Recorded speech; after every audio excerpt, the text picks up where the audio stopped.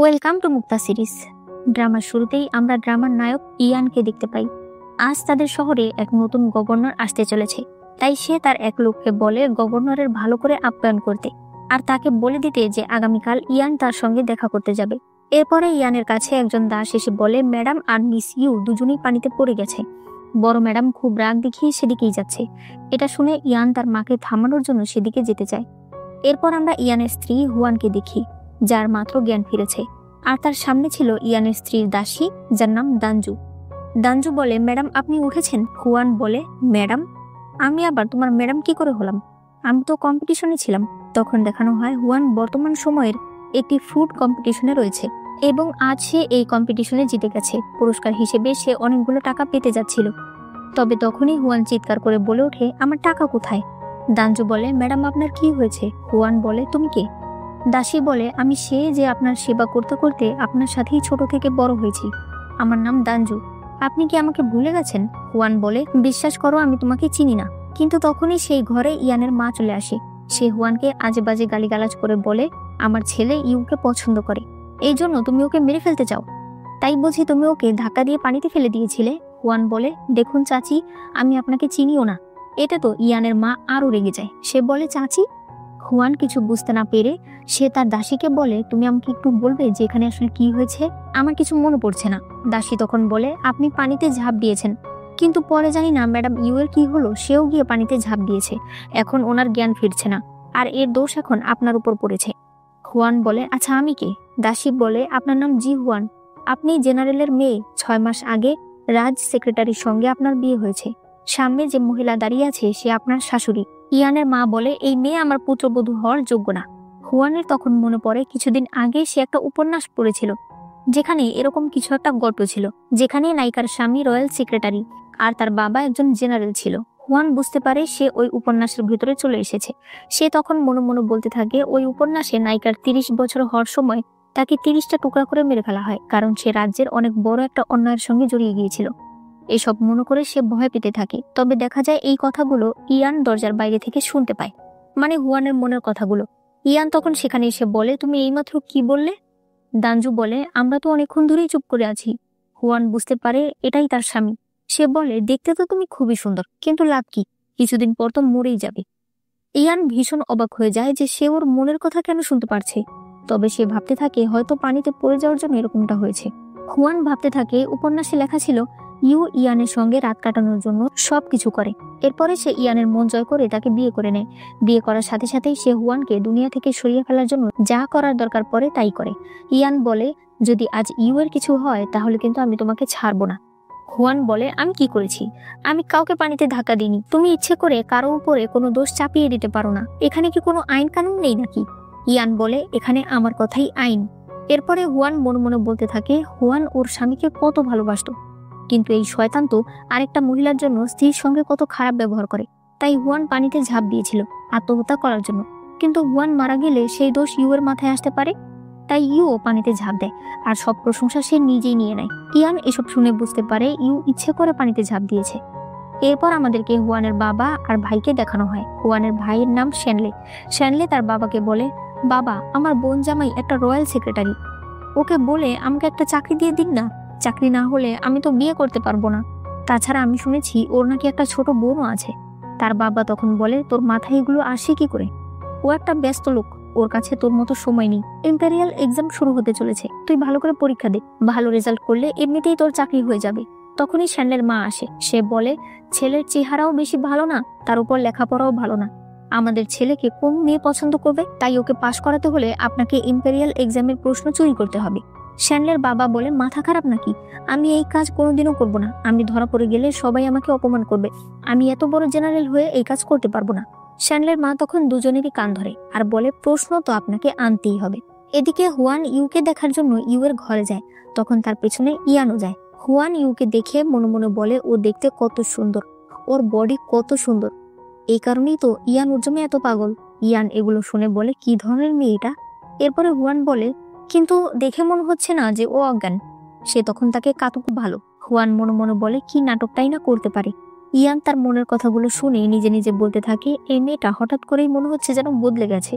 এরপরে হুয়ান চলে আসে সেই পুকুরের কাছে। সে বলতে থাকে, আবার যদি আমি পানিতে পড়ে যাই তাহলে হয়তো আমি আবার আমার সময় যেতে পারবো। প্রথমে সে ঝাঁপ দিতে যায়, পরে আবার ভাবে আমি আগে খাবারটা খেয়ে নিই। খাবার খাওয়ার পর সে মনে অনেক সাহস নিয়ে দৌড়ে পানির দিকে যেতে থাকে। তবে দাঞ্জু তাকে দেখে ফেলে। দাঞ্জু দৌড়ে এসে তাকে বাঁচাতে চায়, তবে দাঞ্জুই পানিতে পড়ে যায়। হুয়ান এটা দেখে মনে মনে বলে, ভালো হয়েছে যে আমি পড়িনি, পড়ে গেলে কোনো লাভই হতো না। এরপরে সে দাঞ্জুকে ঘরে নিয়ে গিয়ে জিজ্ঞেস করে, আমার বাপের বাড়ির লোকজন কেমন? তারা কি আমাকে আদর করে? আমার বাবা কি বড় লোক? দাঞ্জু বলে, আপনি তাদের খুবই আদরের মেয়ে, তবে বড় লোক কিনা তা তো আমি জানি না। আপনার বাবা একজন জেনারেল, তাই টাকা পয়সা তো অবশ্যই আছে। এতে তো হুয়ান ভীষণ খুশি হয়। এদিকে ইয়ানকে দেখানো হয়, যাকে কিনা মহারাজ ডেকেছে। মহারাজ বলে, 3 বছর আগে তুমি ইম্পেরিয়াল এক্সাম দিয়ে প্রথম হয়েছিলে। এরপর একটার পর একটা ভালো কাজ করে তুমি দিন দিন প্রমোশন পেয়ে গেছো। তাই এই এক্সামটা খুবই গুরুত্বপূর্ণ। আমি চাই এই এক্সামে যেন কোনো চুরি না হয়। যে সত্যিকারের ভালো ছাত্র সেই যেন ভালো নাম্বার পায়, কেউ যাতে প্রশ্ন চুরি না করতে পারে। ইয়ান বলে, আমি এই বিষয়ে ভালো করে তদন্ত করব। এদিকে আমরা হুয়ানকে দেখি, যে কিনা ডিভোর্স লেটার লিখছিল। সে ভাবতে থাকে তার বাবা তো অনেক ধনী, সে যদি ডিভোর্স নিয়ে নেয় তাহলে বাবার বাড়ি গিয়ে শান্তিতে থাকতে পারবে। তার দাসী তারই বানানো খাবার খাচ্ছিল আর বলে, ম্যাডাম আপনি এত সুন্দর খাবার বানানো কবে শিখেছেন? তখনই ইউ সেখানে আসে। সে বলে, তোমার বাবা তোমার বিয়ের জন্য মহারাজকে বিভিন্নভাবে বোঝাতে থাকে। তোমার বাবার কথা শুনতে শুনতে শেষে মহারাজ তোমার সঙ্গে ইয়ানের বিয়ে দিতে রাজি হয়ে যায়। তবে ভালোই হচ্ছে যে তুমি ইয়ানকে ডিভোর্স দিয়ে দিচ্ছ, কারণ ইয়ানের স্ত্রী হওয়ার যোগ্যতা তোমার নেই। এতে দাঞ্জু ভীষণ রেগে যায়। সে বলে, আপনি আমার ম্যাডামকে এ ধরনের কথা বলতে পারেন না। ইউ তখন রেগে গিয়ে দাঞ্জুকে মারতে চায়, তবে হুয়ান তার হাত ধরে ফেলে। তখনই ইয়ান সেখানে আসে, তাই ইউ নাটক করে নিচে পড়ে যায়। সে হুয়ানকে বলে, মানছি যে তুমি ইয়ানের লিগ্যাল স্ত্রী, তার মানে তুমি আমার গায়ে হাত তুলতে পারো না। হুয়ান মনে করে এটা তার জন্য একটা বড় সুযোগ। সে ইউকে আরো আজে বাজে কথা শোনাতে থাকে। সে ভাবতে থাকে এখন ইয়ান রেগে তাকে ডিভোর্স দিয়ে দেবে, আর এরপর সে বাবার বাড়িতে চলে যাবে। বাবা মা এমনিতেই তাকে অনেক ভালোবাসে, তারা তাকে আবার বিয়ে দেওয়ার জন্য অন্যান্য ছেলেদেরকে দেখবে। এই সুযোগে সে আরো ভালো ভালো হ্যান্ডসাম ছেলেদের দেখতে পারবে। এগুলো শুনে ইয়ান ভাবতে থাকে, তো তোমার মনে এগুলো চলছে, তুমি আমাকে ডিভোর্স দিয়ে অন্য ছেলেদেরকে দেখতে চাও। এগুলো জেনে আমি তো আর এটা হতে দিতে পারি না। ইউ তো এখনো কান্না করে যাচ্ছিল, তবে ইয়ান তার দিকে একবারও না দেখে সোজা হুয়ানের কাছে যায়। সে তাকে কিস করতে যাবে, তখনই হুয়ান ভয় পেয়ে ইয়ানের মেইন জায়গায় আঘাত করে ফেলে। বেচারা ইয়ান একেবারে আধা মরা হয়ে যায়। এরপরে হুয়ান নিজেই ইয়ানকে ইয়ানের ঘরে নিয়ে যায়। সে তাকে বিছানায় রেখে চলে আসতে চায়, তবে তখন ইয়ান তাকে বলে, তুমি কোথায় যাচ্ছ? আজ রাত তুমি আমার সাথেই থাকো। এটা শুনে তো হুয়ানের মাথায় নষ্ট হয়ে যায়। সে বলে, আজ আমার অনেক কাজ আছে, তুমি বরং একাই ঘুমিয়ে পড়ো। তখনই ইয়ান বলে, আমি শুনেছি তোমার ভাই নাকি পরীক্ষায় নকল করতে চাইছে। এমনটা যদি হয় তাহলে তোমার বাবার সকল মান সম্মান একেবারে ধুলোয় মিশে যাবে। হুয়ান বুঝতে পারে তাহলে তো তার বাবা একেবারে গরিব হয়ে যাবে। সে দৌড়ে তখন ইয়ানের কাছে আসে আর তার সেবা করতে শুরু করে। সে বলে, তুমি আর আমি তো একই পরিবার, তাই না? ইয়ান বলে, যদি এমনটাই হয় তাহলে তো আমি যা বলবো তোমাকে তা শুনতে হবে। একটু পর দেখা যায় হুয়ান নিজের জিনিসপত্র প্যাক করছে, কারণ সে এখান থেকে পালাতে চায়। সে কোনোভাবেই ইয়ানের সঙ্গে রাত কাটাবে না। তখনই ইয়ানের ছোট বোন সেখানে আসে, এর নাম হলো চেন। সে বলে, তোমার এত দেমাগ কেন? আমার ভাই তোমাকে বলেছে তার সঙ্গে একসঙ্গে ঘুমাতে, তাহলে তুমি না কেন করছো? গত 6 মাস ধরে আমার ভাই তোমার দিকে ফিরেও দেখেনি, কারণ তোমার চেহারাই বাজে। হুয়ান বলে, দেখো, তোমার ভাই আমার দিকে তাকায়নি এমনটা না, আসল কথা হলো তোমার ভাই আমার দিকে তাকাতেই পারবে না, কারণ তার সমস্যা আছে। চেন তো এই কথায় বুঝতে পারে তার ভাইয়ের আসলে কি সমস্যা আছে। সে তখনই তার ভাইয়ের জন্য ওষুধ নিয়ে যায়। ওষুধ দেখে ইয়ান বলে, তুমি আমার জন্য কি ওষুধ এনেছো? আমি তো ভালো আছি। চ্যান বলে, নাটক করতে হবে না, ভাবি আমাকে বলেছে তোমার যে সমস্যা আছে। এটা শুনে তো ইয়ান ভীষণ রেগে যায়। সে তখনই রাগ দেখিয়ে হুয়ানের ঘরে চলে আসে, তবে দেখতে পায় হুয়ান এখন গোসল করছিল। হুয়ান তখন চিৎকার করতে থাকে। একটু পর সে টাওয়াল পরে বাইরে এসে বলে, তুমি আমার কাছে আসবে না। তবে ইয়ান তার কাছে এসে যাচ্ছিল। হুয়ান বলে, দেখো, তুমি তো আমাকে ভালোবাসো না, তাহলে এগুলো করে কি লাভ? তখনই বাইরে দাঞ্জু আর চ্যান চলে আসে। তারাও তাদের নাম ধরে ডাকাডাকি করতে থাকে। ইয়ান ভাবতে থাকে, এখন যদি আমি বাইরে চলে যাই তাহলে এরা মনে করবে সত্যিই আমার সমস্যা রয়েছে। তাই সে হুয়ানকে বিছানায় এনে বলে, তুমি চিৎকার করতে পারো তো, জোরে জোরে চিৎকার করো। হুয়ান এমনটাই করতে থাকে। এসব শুনে চ্যান বলে, ভাইয়া তো একদম ঠিক আছে, ভাবি শুধু শুধু আমাকে মিথ্যা কথা বললো। একটু পর ইয়ান বলে, ওরা চলে গেছে, এবার চুপ করো। তবে হুয়ান এখনো চিৎকার করছিল। ইয়ান তখন তার মুখ চেপে ধরে, এরপর তার হাত বেঁধে দেয়। ইয়ান ভাবতে থাকে কিভাবে প্রশ্নচুরির হাত থেকে শ্যানলেকে বাঁচানো যায়। সে তখন একটা আইডিয়া পায়। সে বাইরে চলে গেলে হুয়ান বলে, আমার হাতটা খুলে দিয়ে যাও। মাঝরাতে ইয়ান তার সৈনিককে বলে হুয়ানের ঘর থেকে একটা জেট চুরি করে আনতে। পরদিন দাঞ্জু এসে হুয়ানের হাত খোলার সাথে সাথেই হুয়ান নিচে উপুর হয়ে পড়ে যায়। হুয়ানের বাবার বাড়িতে হুয়ানের বাবা তার সকল দাস দাসীদেরকে ডাকে। সে বলে, এতদিন পর আমার মেয়ে আসতে চলেছে, তাই বাড়িতে কোনো কিছুর যেন অভাব না থাকে, আমার মেয়ের যেন কোনো কিছুর অসুবিধা না হয়। তখনই সেখানে হুয়ানের মা এসে তার বাবার কান ধরে বলে, বিয়ের পর এই প্রথম আমার মেয়ে আসছে, 10 দিন ওকে থাকতেই হবে। এই ব্যবস্থা যদি তুমি না করতে পারো তাহলে কিন্তু ভালো হবে না। জেনারেল বলে, আমি বুঝতে পেরেছি, কিন্তু তুমি দয়া করে আমার কানটা ছেড়ে দাও, আর দাস দাসীর সামনে এরকম করো না, এগুলো করলে তুমি ঘরে করো।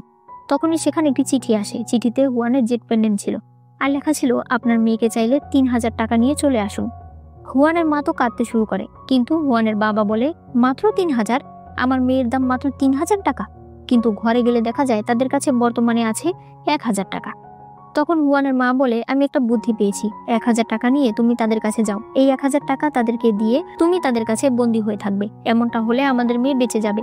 যখন আমাদের ছেলে রোজগার করা শুরু করবে তখন ধীরে ধীরে করে বাকি 2000 টাকা জমা দিয়ে আমি তোমাকে নিয়ে আসবো। এগুলো শুনে হুয়ানের বাবার তো মাথায় নষ্ট হয়ে যায়, কিন্তু তারপরও তারা সেই 1000 টাকা নিয়ে কিডন্যাপারদের কাছে যায়। কিডন্যাপাররা তাদেরকে ধরে বলে, বাকি 2000 কোথায়? শ্যানলে বলে, আমাকে মারবেন না, আমার তো এখনো বিয়ে হয়নি। সেই লোকগুলো তার হাত দিয়ে একটি কাগজে সই নেয় আর বলে, শুনেছি তুমি নাকি পরীক্ষায় নকল করতে চলেছ, এখন আমাদের কাছে প্রমাণ আছে, আমরা ম্যাজিস্ট্রেটকে এই কথা বলে দেব। শ্যানলে বলে, তোমরা চোর হয়ে ম্যাজিস্ট্রেটের কাছে কি করে যাবে? তারা বলে, তোমাদের এতে কি? এরপরে তারা সেখান থেকে চলে যায়। শ্যানলে বলতে থাকে, এখন আমাদের কি হবে? আমাদের পরিবারের তো অনেক বদনামি হবে। তবে তার বাবা যখনই নিজেকে ছাড়াতে পারে সে তো তার ছেলেকে ধরে মারতে শুরু করে। তখনই তারা সামনে ইয়ানকে দেখতে পায়, তাই তারা ইয়ানের কাছে চলে আসে। এদিকে আমরা হুয়ানকে দেখি যে কিনা তার মায়ের কাছে চলে এসেছে। হুয়ানের মা তাকে সবকিছু খুলে বলে যে তার বাবা আর তার ভাই তাকে ফেরত আনতে গিয়েছিল।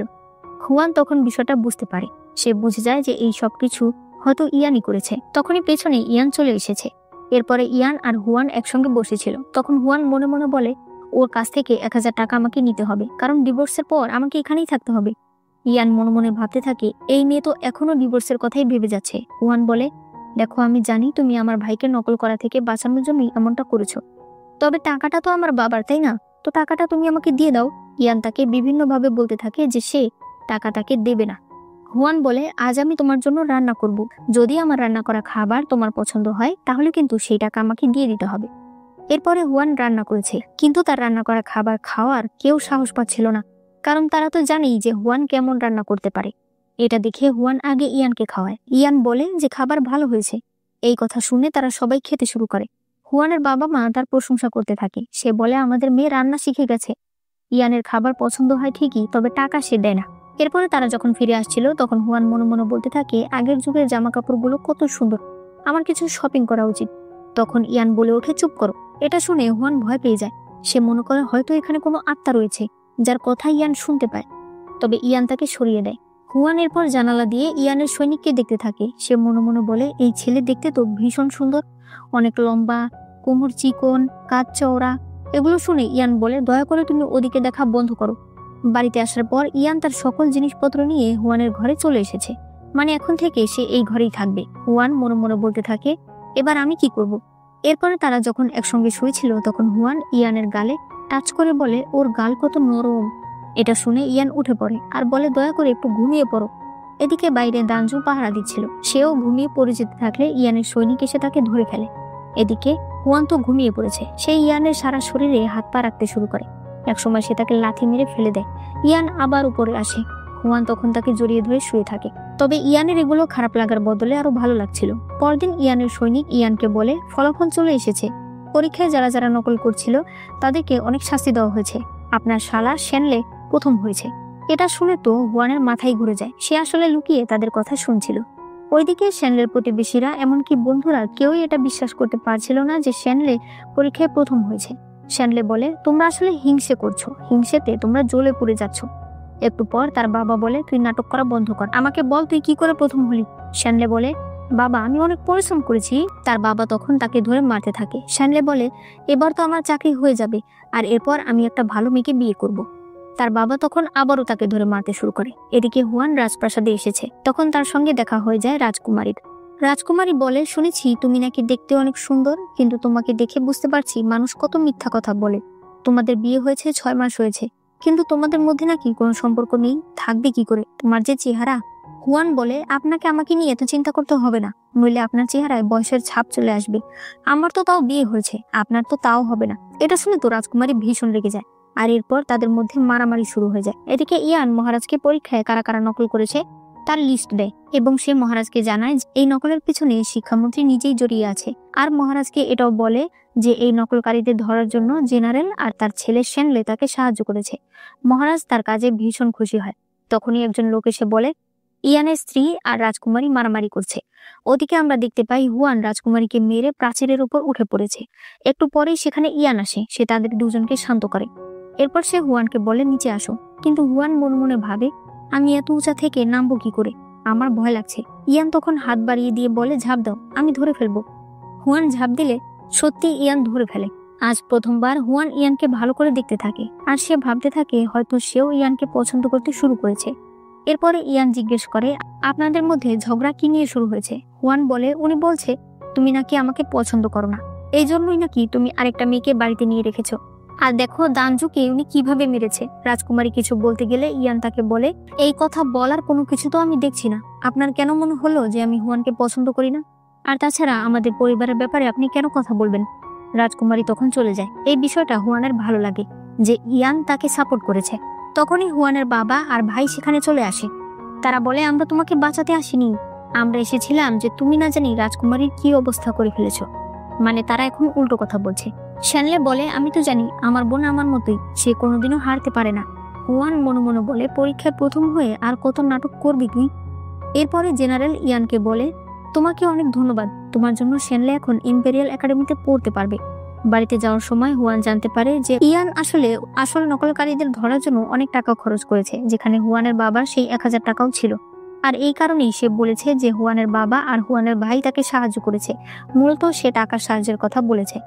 ইয়ান বলে এর পরের বার যদি কারোর সঙ্গে ঝগড়া হয় তাহলে মারামারি করবে না, দাঁড়িয়ে থাকবে আর আমাকে খবর পাঠাবে, তোমাকে কিছু করতে হবে না, যা করার আমি করব। হুয়ান ভাবতে থাকে ও কি আমাকে নিয়ে চিন্তা করে। তখনই তার পেটে শব্দ হতে থাকে, মানে তার ভীষণ খিদা পেয়েছে।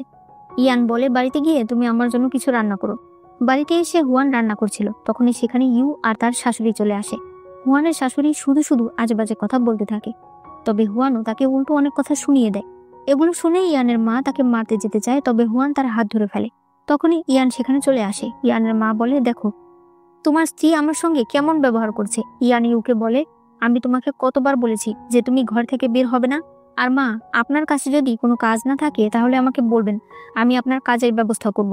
এই কথা শুনে তারা দুজনেই সেখান থেকে বেরিয়ে যায়। রাতের বেলা এরা দুজন একসঙ্গে ছিল। তখন হুয়ানের লজ্জা লাগছিল, তাই সে সেখান থেকে চলে যায় আর বলে তুমি ঘুমিয়ে পড়ো। ইয়ান স্পষ্ট বুঝতে পারে যে তাকে আসলে হুয়ান ইগনোর করছে। পরদিন তারা সবাই বাজারে আসলে হুয়ান খাবার কিনে খেতে শুরু করে। ইয়ান ভাবতে থাকে এই মেয়েটা খাবার খাওয়া ছাড়া আর কারো চিন্তা করে না। তখনই সেখানে কিছু লোকজন চলে আসে যাদের সঙ্গে ইয়ান আর তার সৈনিক ফাইট করছিল। হুয়ান বলতে থাকে ওরা মারামারি করছে করুক, আমি বরং বাড়ি চলে যাই। কিন্তু তখনই সে দূর থেকে একজনকে দেখতে পায় যে কিনা ইয়ানের দিকে তীর পয়েন্ট করেছিল। হুয়ান তাকে সতর্ক করে দেয়, তবে এরপরেই সেই লোক হুয়ানের দিকে তীর মারতে চাইলে ইয়ান তার কাছে চলে আসে আর সেই তীর ইয়ানের গায়ে লেগে যায়। ইয়ান সাথে সাথেই অজ্ঞান হয়ে যায়। পাশের একটি বিল্ডিংয়ে আমরা রাজকুমার আর ইউকে একসাথে দেখি। এখানে আমরা জানতে পারি রাজকুমার এই সকল লোকেদেরকে ভাড়া করেছে ইয়ানকে মারার জন্য। সে ইউকে বলে আমি ইয়ানকে হারানোর জন্য তোমাকে ইয়ানদের বাড়ি পাঠিয়েছি, তবে তুমি তো ইয়ানকে ভালোবেসে ফেলেছো। ইউ বলতে থাকে দয়া করে আপনি ওনাকে জানে মারবেন না। তবে রাজকুমার বলে ওকে বাঁচিয়ে রাখলে তো হবে না, ও আমার ব্যাপারে জেনে গেছে। আমি যে অন্য রাজ্যের সঙ্গে মিলে আছি সেটা যদি ও বাবার কাছে বলে দেয় তাহলে বাবা কখনোই আমাকে সিংহাসন দেবে না। এদিকে দেখা যায় ইয়ানের চিকিৎসা হয়ে গেছে। হুয়ান তার পাশেই বসে থাকে। সে বলে ও তো অনেক ভালো, তাহলে উপন্যাসে যা লেখা ছিল তা কি মিথ্যা ছিল? এভাবেই দিনের পর দিন কাটতে থাকে। একদিন ইয়ানের জ্ঞান ফিরে আসে। এটা দেখে হুয়ান তার জন্য রান্না করতে যায়। তখন ইয়ানের কাছে সৈনিক এসে বলে যে আপনার উপর যে আক্রমণ করেছিল তার পরিচয় আমি জানতে পারিনি, কারণ যারা আক্রমণ করেছিল তারা নিজেরাই সুইসাইড করে নিয়েছে। সে আরো কিছু বলতে যাবে তার আগেই হুয়ান স্যুপ নিয়ে চলে আসে। এরপরে সে ইয়ানকে স্যুপ খাইয়ে দেয় আর শুধুমাত্র ইয়ানকে দেখতে থাকে। ইয়ানও এটা বুঝতে পারে, সে তাকে একটা হেয়ারপিন উপহার দেয়। হুয়ান মনে মনে ভাবে এই হেয়ারপিনটা যদি আমি বিক্রি করে দিই তাহলে হয়তো অনেকগুলো টাকা পাওয়া যাবে। ইয়ান এটা শুনে বলে বিক্রি করবে না এটা। হুয়ান তখন মনে মনে ভাবে ও কি আমার মনের কথা শুনতে পারে। এটা শুনে ইয়ান মনে মনে হাসতে থাকে। পরদিন ইয়ানের কাছে তার সৈনিক এসে বলে ম্যাডামকে কেউ একজন কিডন্যাপ করে নিয়ে গেছে। ইয়ান এবার প্রচন্ড রেগে যায়। সে বলে আজ আর আমি ওকে ছাড়বো না। এদিকে আমরা দেখতে পাই হুয়ানকে আসলে নিয়ে এসেছে রাজকুমার। হুয়ানও বুঝতে পারে যে এই রাজকুমার তাকে ব্যবহার করে ইয়ানকে দিয়ে কিছু করাবে। তখন সেখানে ইয়ান চলে আসে। রাজকুমার বলে, তুমি যদি তোমার স্ত্রীকে নিরাপদ চাও তাহলে আমি যা বলবো সেটা তোমাকে শুনতে হবে। আগে তুমি আমার সামনে হাঁটু গেড়ে বসো। ইয়ান সত্যিই হাঁটু গেড়ে বসে, কিন্তু তখনই সেখানে মহারাজের এনক চলে আসে, যার হাতে মহারাজের আদেশনামা ছিল, যেখানে মহারাজ বলেছে রাজকুমারকে এখনই মহারাজের কাছে যেতে। ইয়ান এটা শুনে ভীষণ খুশি হয়। আসলে ইয়ান অনেক আগেই রাজকুমারের সকল কার্যকলাপের কথা মহারাজকে জানিয়ে দিয়েছে। বাড়িতে এসে হুয়ান ইয়ানের জন্য রান্না করতে থাকে। সে দাঞ্চুকে বলে, গিয়ে দেখো ইয়ান আসলো কিনা। দাঞ্চু যখনই যায় তখন তার ইয়ানের সৈনিকের সঙ্গে ধাক্কা লেগে যায়। এটা আবার ইয়ান দেখে ফেলে, আর সে বুঝতে পারে এতে দুজনের মধ্যে কিছু তো চলছে। এরপরে হুয়ান ইয়ানকে খাবার খেতে দিলে ইয়ান খাবার খেয়ে বলে, ছোটবেলায় মা আমাকে জঙ্গলে ছেড়ে দিয়েছিল। এরপর থেকে আমি একাই বড় হয়েছি। বেশিরভাগই আমি ফল ফ্রুট খেয়েছি, তাই খাবারের ব্যাপারে আমি বেশি একটা জানি না, কিন্তু তোমার রান্না করা খাবার আমার অনেক ভালো লাগে। এটা শুনে হুয়ান তাকে নিজের রান্না করা আরো খাবার এনে দেয়। এটা দেখে ইয়ান খুবই খুশি হয়। সে বলে, আজ পর্যন্ত কেউ আমার এত যত্ন করেনি। সে তাকে নিজের ভালোবাসার কথা বলতে চায়, তবে আবার থেমে যায়। এর পরের সিনে দেখানো হয় রাজকুমারকে মহারাজ নির্বাসনের আদেশ দিয়েছে, আর ইয়ানকে পুরস্কার হিসেবে 3000 স্বর্ণমুদ্রা দেওয়া হচ্ছে। হুয়ান যখন জানতে পারে যে তার স্বামী এত টাকা পাচ্ছে, সে তখন মনে মনে ভীষণ খুশি হয় আর বলে যে আমি তাহলে আর ডিভোর্স চাই না। এটা শুনে ইয়ানও ভীষণ খুশি হয়। এরপরে ইয়ান মনে করে যে তার ভালোবাসার কথা তার হুয়ানকে জানিয়ে দেওয়া উচিত, কারণ হয়তো উপরওয়ালাও এটা চায়, নইলে সে কেন হুয়ানের মনের কথা শুনতে পায়। তাই সে হুয়ানকে একটা সুন্দর জায়গায় নিয়ে আসে। সে তাকে কিছু বলতে যাবে, তবে হুয়ান মনে করে যে ইয়ান হয়তো তাকে ডিভোর্সের কথা বলতে এনেছে। সে বলে, আমি জানি তুমি আমাকে ভালোবাসো না। তাছাড়া আগের সময়ে একজন পুরুষ অনেকগুলো করে স্ত্রী রাখতো। ঠিক আছে, তুমি যদি আমাকে ডিভোর্স দিতে চাও তাতে আমি রাজি আছি। তবে ইয়ান তাকে বলে, তুমি ভুল বুঝছো, আমি তোমাকে ভালোবাসি, আর আমি তোমাকে বলতে চেয়েছি যে তুমি কি আমার সঙ্গে সারা জীবন থাকতে চাও। হুয়ান অবাক হয়ে মনে মনে বলে, ও কি আমাকে এইমাত্র ভালোবাসার কথা বললো? ইয়ান বলে, হ্যাঁ, ভালোবাসার কথা বলেছি, আমি তোমাকে ভালোবাসি। হুয়ান বলে, আমার সবসময় সন্দেহ হতো যে তুমি আমার মনের কথা শুনতে পাও, কিন্তু আজ তো আমি শিওর হয়ে গেলাম। সে বলতে চায় যে সে এই দুনিয়ার না, কিন্তু ইয়ান তখন বলে, আমার কিছু আসে যায় না যে তুমি কে বা কোথা থেকে এসেছো, আমি চাই তুমি আমার সঙ্গে থাকবে। এই কথা বলে সে তাকে কিস করে দেয়। এরপরে তারা বাড়িতে সবাই একসঙ্গে খাবার খাচ্ছিল। হুয়ান মনে মনে বলতে থাকে, আমি আমার দুনিয়ায় ফেরত যেতে চাই না, কারণ এখানেই আমি আমার ভালোবাসার মানুষকে পেয়ে গেছি। এটা শুনে ইয়ান ভীষণ খুশি হয়। তারা কিস করতে থাকে, এগুলো এরা দুজন তাকিয়ে তাকিয়ে দেখতে থাকে। আর এখানেই এই ড্রামাটি শেষ হয়ে যায়। ড্রামাটি তোমাদের কাছে কেমন লেগেছে সেটা অবশ্যই জানিয়ে দিও। আর তোমরা যে ড্রামাটার লাস্ট পার্টের জন্য অপেক্ষা করছো, সেটা লাস্ট পার্ট রিলিজ হবে জানুয়ারির 4 তারিখ। আমি সর্বোচ্চ চেষ্টা করব সেটা 6 তারিখ দিয়ে দেওয়ার। এর মাঝখানে আরো 2-1টা ড্রামা আসবে, তোমরা কিন্তু সেগুলো ভালো করে দেখে নিও। অবশ্যই ভিডিওতে লাইক করো, আর চ্যানেলে নতুন হলে চ্যানেলটাকে সাবস্ক্রাইব করে দিও।